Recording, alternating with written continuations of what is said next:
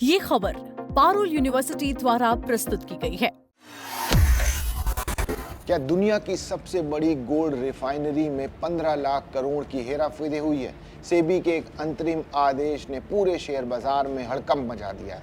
Company के कुल राजस्व के लगभग 100% हिस्से पर अब गंभीर सवाल हैं। एक झटके में निवेशकों और एलआईसी जैसी संस्थाओं के पैसे डूबने लगे हैं। नमस्कार, मेरा नाम है अंशुल शर्मा और आप देख रहे हैं दैनिक जागरण। पश्चिम एशिया के संकट से जूझते शेयर बाजार में एक बहुत बड़ा कॉरपोरेट घोटाला सामने आया है। दुनिया की सबसे बड़ी गोल्ड रिफाइन करने वाली और जेवरात व्यवसाय की दिग्गज कंपनी राजेश एक्सपोर्ट लिमिटेड अब सेबी के निशाने पर है। सेबी ने कंपनी और इसके प्रबंध निदेशक राजेश मेहता पर वित्तीय गड़बड़ी के बेहद गंभीर आरोप लगाए। आइए जानते हैं क्या है पूरी कहानी। शेयर बाजार की नियामक एजेंसी सेबी ने 3 जून 2026 को एक 109 पन्ने का अंतरिम आदेश जारी किया। इस आदेश ने पूरे बिजनेस जगत को चौंका दिया है। सेबी ने बेंगलुरु की कंपनी राजेश एक्सपोर्टर्स लिमिटेड पर 4 वित्त वर्षों यानी अप्रैल 2020 से मार्च 2024 के बीच अपने बही खातों में भारी वित्तीय गड़बड़ी करने का आरोप लगाया। सेबी के मुताबिक कंपनी ने इस दौरान अपने कुल 15.15 लाख करोड़ रुपए के राजस्व को गलत तरीके से बढ़ा चढ़ाकर प्रदर्शित किया। ये राशि इतनी बड़ी है कि सेबी ने कंपनी की कुल सामेकित आय के लगभग 99.8% हिस्से पर सीधे सवाल खड़े कर दिए हैं। इसके साथ ही नियामक ने यह भी कहा है कि कंपनी ने उनकी जांच में बिल्कुल भी सहयोग नहीं किया। सेबी की इस गहन जांच में एक बहुत ही पेचीदा बात सामने आई है।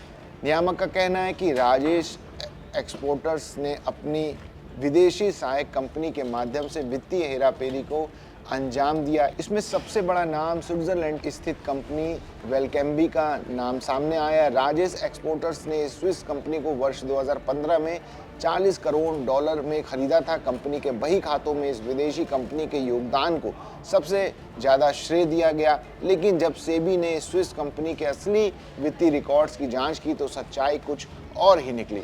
वेलकैम्बी का वास्तविक योगदान कुल आय में 0.5% से भी कम पाया गया, जबकि इसे बहुत बढ़ा चढ़ाकर दिखाया गया था। इस पूरे घोटाले की शुरुआत मार्च 2024 में हुई थी। तब तक जागरूक शेयरधारकों ने सेबी से इस कंपनी के खिलाफ एक लिखित शिकायत भी की थी। शिकायतकर्ता ने आरोप लगाया था कि राजेश एक्सपोर्टर्स ने व्यापारिक देय राशियों को गलत तरीके से दिखाया।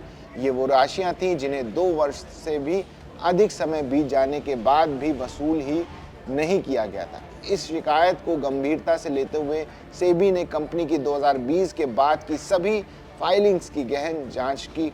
मामले को सुलझाने के लिए नियामक ने एक विशेष जांच अधिकारी और वित्तीय स्टेटमेंट्स की पड़ताल के लिए फॉरेंसिक ऑडिटर को भी काम पर लगा दिया। 2 वर्षों की लंबी और कड़ी जांच के बाद अब ये अंतरिम रिपोर्ट सामने आई है। सेबी ने अपनी रिपोर्ट में साफ शब्दों में कहा है कि राजेश एक्सपोर्टर्स का कॉर्पोरेट ढांचा बहुत ही ज़्यादा पेचीदा और उलझा हुआ है। जब जांच टीम ने वित्तीय लेन देन से जुड़े ज़रूरी प्रपत्र और दस्तावेज मांगे तो कंपनी ने बहुत ही कम दस्तावेज उपलब्ध कराए।